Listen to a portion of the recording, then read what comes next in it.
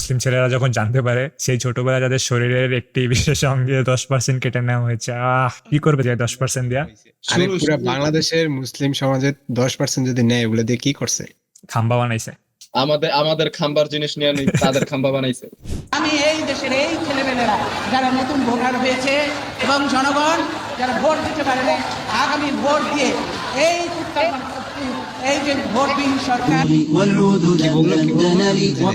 Vote দিয়ে এই যে ভোটবিহীন সরকার ভুলের উত্তর মানে মনের কথা বাইরে গেছে।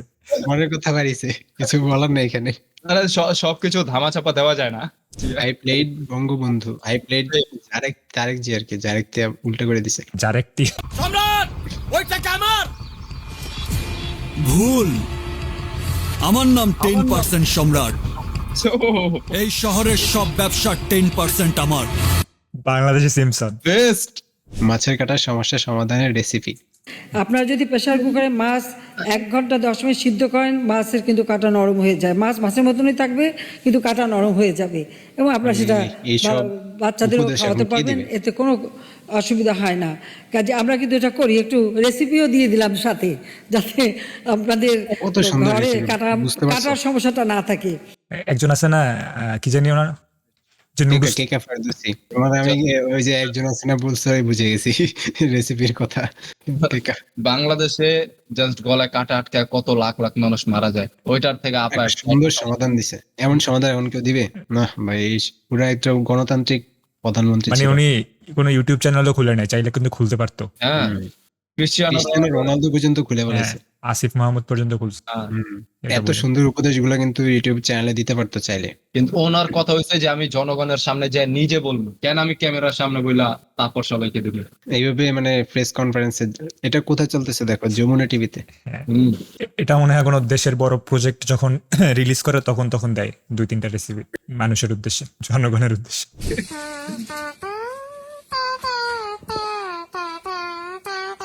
ট্যালেন্ট।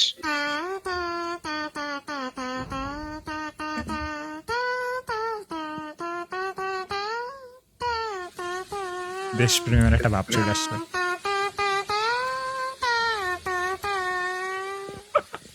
জাস্ট একবার ইমাজিন করেন, এই মেরে বিয়া করলেন, ঘুমাইবেন কেমনে? ঘুমান যাবে ভাই, ভালো নাক টানলেও গান বাজবে, সুরে সুরে ঘুমে এসে পড়বে। ওদিকে অরিজিৎ সিং চলতেছে আর নাক টানতেছে। I used the stone to destroy the stones. এটা বাংলাদেশ পুলিশের গাড়ি মেরে দিছে। কে কারে এখন ধরবো, চালান কাটবো কে? ওই জন্য ওরে 500 দিব, ওই জন্য ওরে 500 দিব, শোধবাদ নিজের বাড়ি যাও, সব নিজের পকেটে। New twist arises regarding internet blackout on July. Internet বন্ধের পিছনে আল্ট্রন হাত ছিল। না, ও বলতেও পারতো, যে ও বলে দিত যে আমি এইজ অফ আল্ট্রনে দেখছি ইন্টারনেটের কারণে এত সমস্যা হয়, এই জন্য আমরা ইন্টারনেটে সরাই দিয়েছি বাংলাদেশ থেকে, যাতে আল্ট্রনের মতো কেউ ক্রিয়েট না হইতে পারে। মার্বেল ফ্যান হলে বলতো এটা। যখন প্রেমিকা 69 করতে বলে, আর আপনি হিসাব করতেন দেশ নেতাকে 10% দেওয়ার পর কত দিয়ে হিসাব করো, এটা এইটা 10% কিভাবে দিব এটা বলো। 69 10% দেশ নেতারে ভার্টিক্যাল লিপসের অর্ধেক লিপস দিয়ে দেন। অর্ধেক দিয়ে তো 10% হবে না। দেশ নেতারে কল বানাই দেন, বলের 10% দিতে পারেন আপনার বল। আমি এতটাই ডিপ্রেশনে ছিলাম যে আমার মারা যেতে ইচ্ছা হয়েছিল, কিন্তু আমি মুসলিম, আমার জন্য সুইসাইড হারাম। কিছুক্ষণ ভেবে আমার মাথায় একটা আইডিয়া আসে, জয় বাংলা, জয় বাংলা। নাইস আইডিয়া, এই চলে আসছে। Depend on your people, on our people. Do you want to be Prime Minister of Bangladesh again? Well, it's depend on our people. If our people want me, then no, it's the people to decide. How can I say that? Of course, I want to serve my people. I want to work for my people. এত innocent মানুষটারে কিভাবে দেশেতে ভাগাইতে পারলো? এইটাই মানুষই তো ওরে আনছিল, মানুষ ভোট দিয়ে আনছে না? হ্যাঁ, অবশ্যই।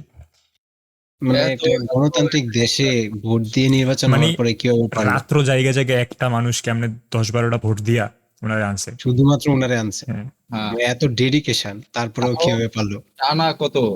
টানা 15 বছর মানুষ বারবার ওনাকে চুজ করছে, ওই মানুষটাকে কেমনে পারলো দেশ থেকে এভাবে তারাই তাড়ায় দিতে? তাদের মনে আমরা পুনর্বাসন চাই, আমরা দি কালচারাল মেটস পুনর্বাসন চাই। আসেন রাজপথে, আসেন রাজুতে। রাজুতে আসেন, আমরা আছি। ধানমন্ডি 32-এ সেখানে যেখান থেকে সব শেষ হয়েছে সেখান থেকে শুরু করবো। সবকিছু শুরু হবে। বিয়ের গেটে দাঁড়িয়ে জামাইয়ের থেকে যখন টাকা চান, জামাইয়ের র্যান্ডম খালু মামা চাচা। এই ছেলেগুলো তো বড় বেয়াদব, প্রথম থেকে ডিস্টার্ব করছে। প্রথম থেকে দেখে রাখো তো তারা। Real real. এরকম দরকার খালু মামা চাচা, যদি না থাকে তাহলে তো ফকির বানায় যাবো গা। ওনরা নিজেরাই তো রাগ করে চলে যায়। আমার এখানে একটা মিষ্টি কম পড়ছে, আমার এখানে একটা পিস মাংস কম পড়ছে। আরে আমার একবার ডাকলো না, স্টেজে আমার ডাকলো না। এই গল্প ওনরা লাইফ টাইম শুনে। আমার কোনো গুরুত্বই নেই। আমারে কার্ড দিছে কিন্তু আমার কল কেন দেয় নাই? আমারে বাসর রাত্রে কেন ডাকে নাই?